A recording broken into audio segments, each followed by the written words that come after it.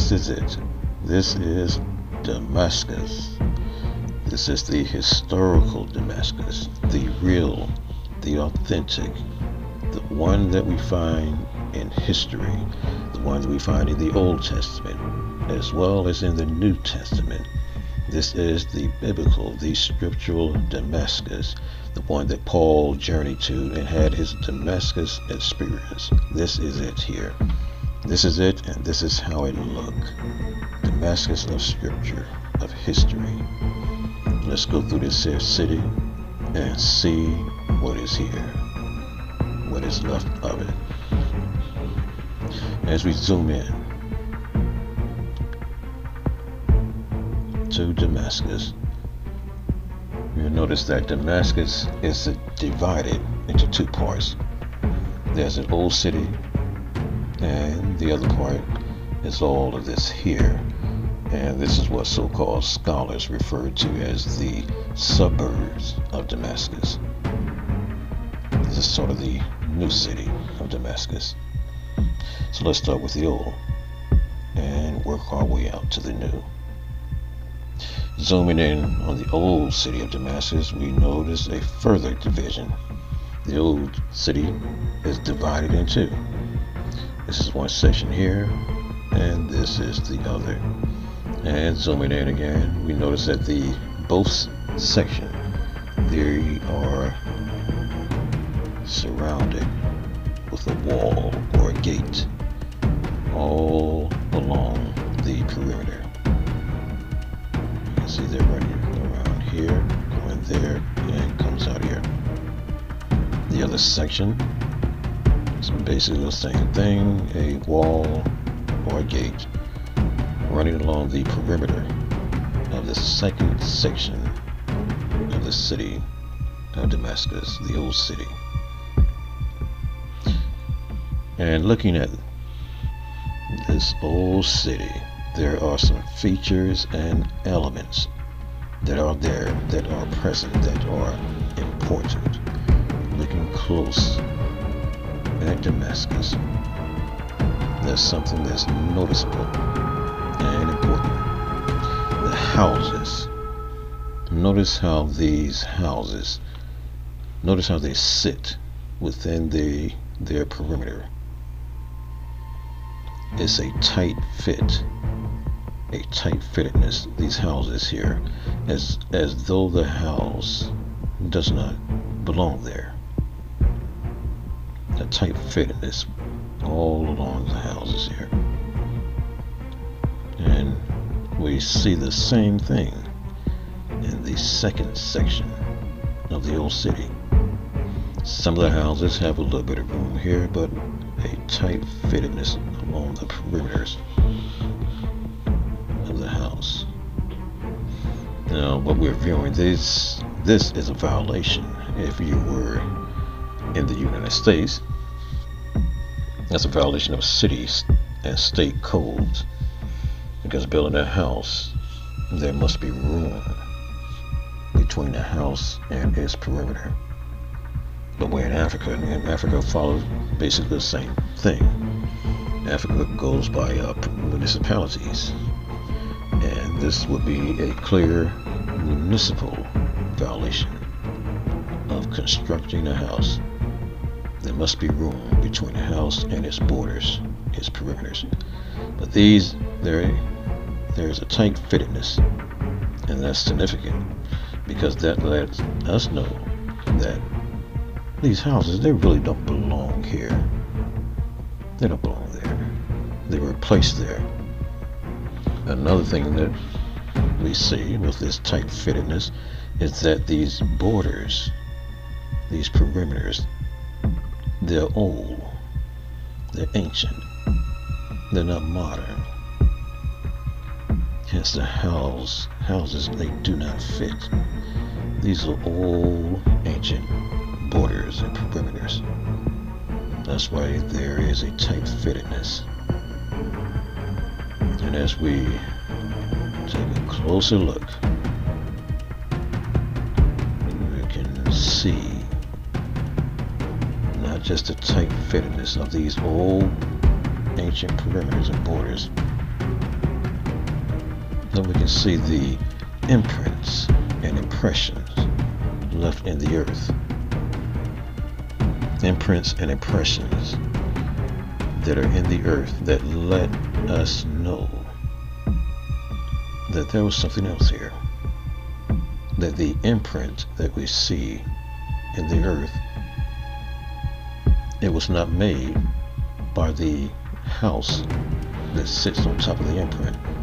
The imprint lets us know that there was something else here that gave the earth its imprint and impression, and let us know that the house, the current structure, does not belong here. And all of this let us know that the colonizer, the redactor, all interest groups and parties that are involved, these houses were built, constructed for the purpose of hiding and concealing ancient borders and perimeters and artifacts, keeping them from the people, stealing the land, confiscating the land, and stealing their history, keeping their own city, land, and history from their own people. And so that leads to a question. A question which is this: how do you hide an ancient city? How do you hide the entire city? Because that's what we're looking at here. We're looking at a city hidden and covered up. The way you do it is this: all of the old borders, all of the old perimeters, all of the imprints and impressions, you keep those.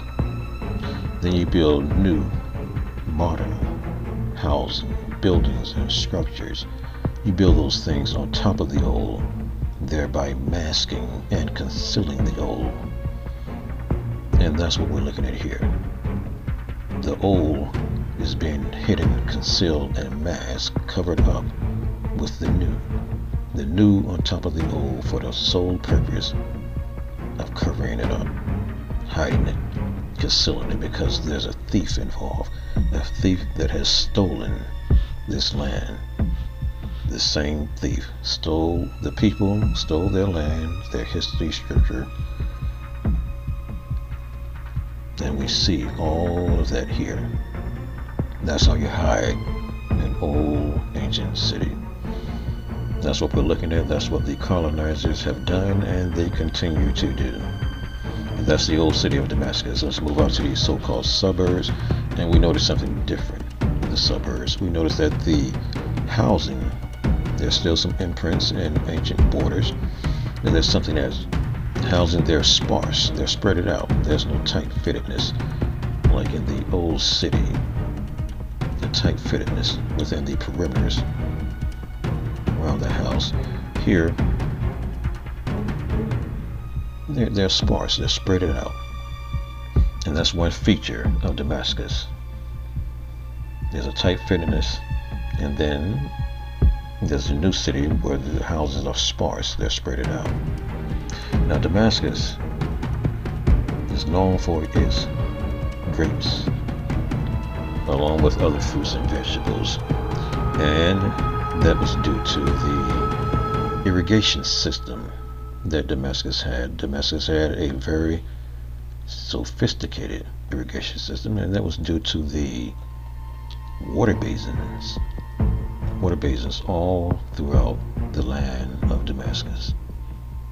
All throughout the land you will find water basins. The water basins, they help with the sophisticated irrigation system. And so when you see water basins, you're going to see a lot of streams, as you see here. A lot of streams running all throughout Damascus. These are important elements and features of Damascus. And Damascus gets its water supply from two rivers. And these two rivers, they are mentioned in scripture. And these two rivers are important elements of Damascus. It gets its water supply from the Abana. Abana, that flows here. And the other river is the Pharpar The Pharpar flows south in Damascus. The Abana is somewhat north. And out of the two rivers, there are the Abana and the Pharpar. The Abana, or the Barada, the Abana River, out of the two, this one was the main river that supplied Damascus. The Pharpar River supplied Damascus with water as well, but on the southern end. So both of these rivers, Abana and Pharpar, they run throughout the land of Damascus. And right next to Damascus is Mount Hermon. All of this west of Damascus is Mount Hermon, and it extends further. And next to Mount Hermon is Aram, the Kingdom of Aram.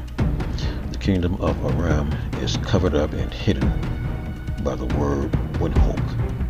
Windhoek. That's a place name used to hide and conceal this ancient kingdom, Aram. This was a huge kingdom. Damascus is the capital of Aram. So when you find Damascus, you will find Aram along with Mount Hermon. Now this is a quick view of Damascus. There's some videos that are floating around stating that Damascus is in Nigeria. And these videos are based on the word that was found in Nigeria, the name of a city named Damascus. And Damascus is the Greek for Damascus. And from this word, a whole view has been built upon that. But in order for the Damascus in Nigeria to be the scriptural Damascus, there are certain elements that must be met, that must be present. Elements such as two cities, old city and a new city, where the new city is sparse. Sparseness must be there. Two cities must be there, new and an old. Within the old city must be further divided into two, where you see tight fittedness around the perimeters of the housing and imprints and impressions all throughout the land. Within a new city, there must be the sparseness, there must be water basins, there must be streams. All of these things must be present. The Abana and Pharpar River must be present. Both of them must be present, for the Damascus to be the scriptural Damascus. Also, Mount Hermon must be present, and the Kingdom of Aram must be present. These things and these elements, they all must be present in order for Damascus in Nigeria to be the scriptural, the biblical, the historical, the authentic Damascus. But these elements are not present in Nigeria. That means the city in Nigeria is just a city that bears the name Damascus.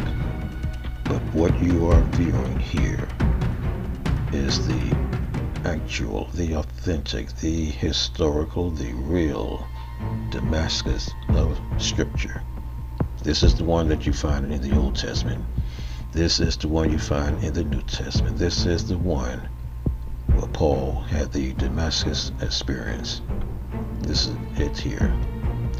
And this line here, there's not much evidence on this here, but I do believe that this is the road that Paul had the experience on. The road to Damascus. It's possible that it could have been this road here. But nonetheless, this is the scriptural, historical, biblical Damascus. This is how it looked. This is its topology, Damascus.